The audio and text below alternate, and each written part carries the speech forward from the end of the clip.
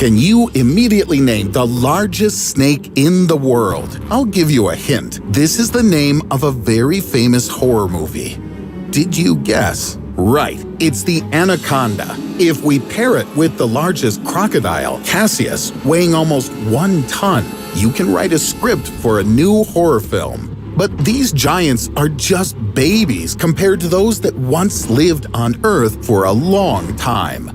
Take, for example, Kronosaurus and Titanoboa. Once, these two predators were a threat to all life, both on land and in water. But what would happen if they still lived today? Could humanity survive, or would it be the end of us? Now, I'll tell you about the ancient monsters that terrorized everything in their path. You'll learn when and where these monsters lived, and then we'll bring them to the present. You'll see whether these giants will capture our world, and if people will be able to put up a fight. Something tells me that today it's going to be very hot.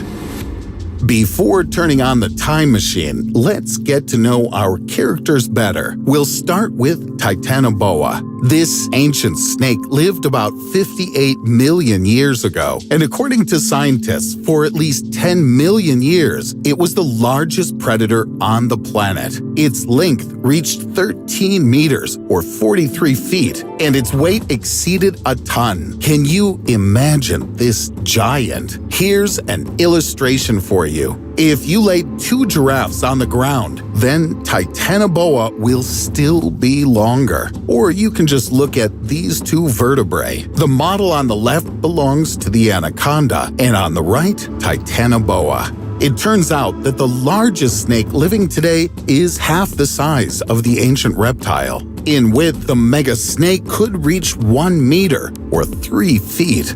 It could easily swallow a young hippopotamus. True, in ancient times, there were no hippos. Titanoboa preferred to eat fish, and this monster could be found in dark swamps and rivers. In addition to fish, it could feast on crocodiles. It was a sophisticated killer. The giant monster attacked its victim and strangled it in its strong embrace. Then the snake swallowed it whole and digested it for a long time.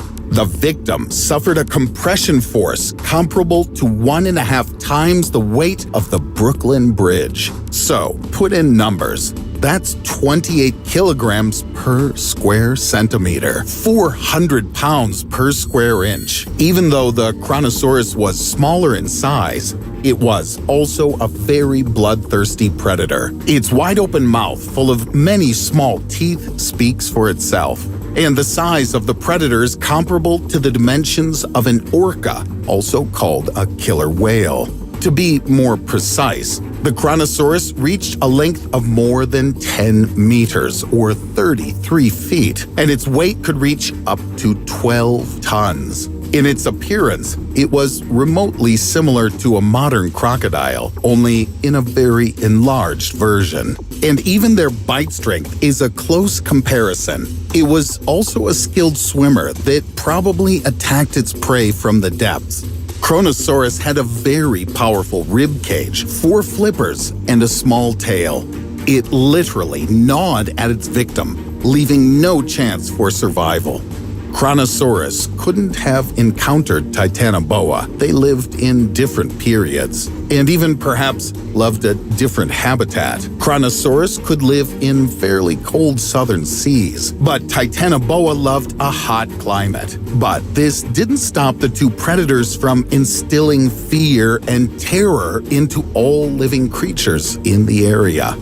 Now, let's imagine that these two monsters didn't die out and that they still peacefully coexist with us. Although, would it be peaceful? This is a big question. If Titanoboa survived to this day, it could well be found in the equatorial tropics. For example, Titanoboa would love the hot climate of Colombia or neighboring countries like Venezuela, Brazil, Ecuador, Peru, or Panama. Obviously, people would have to more carefully protect their homes from the intrusion of Titanoboa. However, it's unlikely that the snake could crawl unnoticed into a house. It would have no trouble knocking out a window or even breaking a door. Fortunately, this behavior is still unusual for snakes. But all the same, in order to protect themselves from intruders, people would have to surround their homes with high-voltage fences and keep a big stun gun under the pillow, just in case.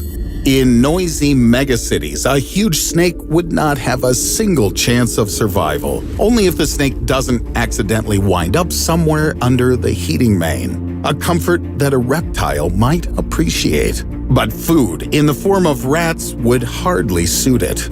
By the way, most likely she wouldn't be interested in people as a food source. In horror films, the anaconda often devours people. However, in reality, it rarely attacks a person. It can be assumed that its distant ancestor would also be indifferent to us. But for people, Titanoboa could be a welcome trophy. Any zoo in the world would dream of getting such a valuable specimen. And its skin would be a real hunt. People who catch these huge snakes would become real national heroes. As for the super snake diet, in our world it would find something to eat. Alligators, turtles, river dolphins would suit the giant in all respects. Animals on land would also have a hard time.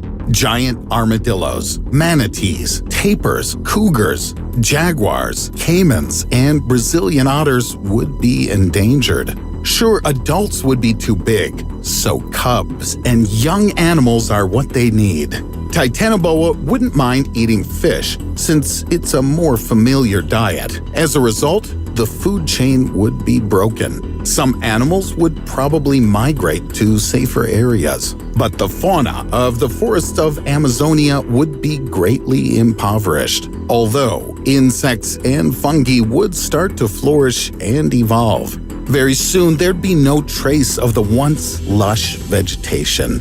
Kronosaurus would hardly have liked life in our condition either. In ancient times, even turtles were the size of a kitchen table. Eat just one and feel full all day.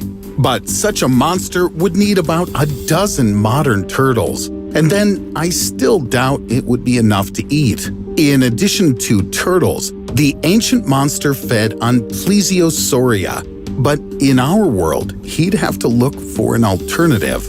Most likely, it would switch to large marine mammals. It wouldn't be able to swallow a whale all at once, but in parts, then sure, it could eat it completely. Such a huge body would need tons of food. Like a giant meat grinder, it would sweep away everything in its path. People would suffer greatly due to a shortage of fish in the seas and oceans. Fishing itself would be very risky due to the existence of an underwater hazard. Ships would have to be built to be much more solid, and in the event of the extinction of whales, a climatic catastrophe would begin. There would be nothing to extract thousands of tons of carbon from the air. In the underwater depths, there would be a daily battle for life. Given the size of the monster and its ferocious disposition, there could only be one winner.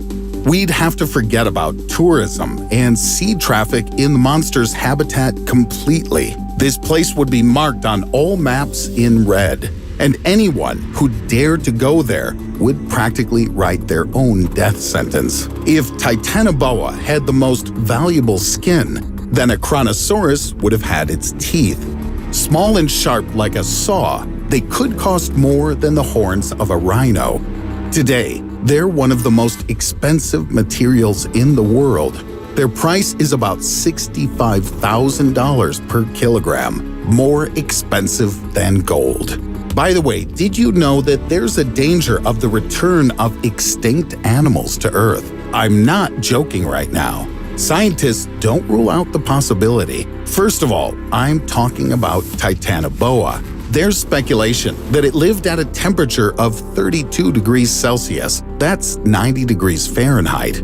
And given the growth rate of global warming, such average temperatures can become a reality. I'm glad it will take millions of years. Would you like to see ancient monsters with your own eyes? Write in the comments. If you liked the video, be sure to like and share it with your friends. And I'm already preparing a new exciting issue for you.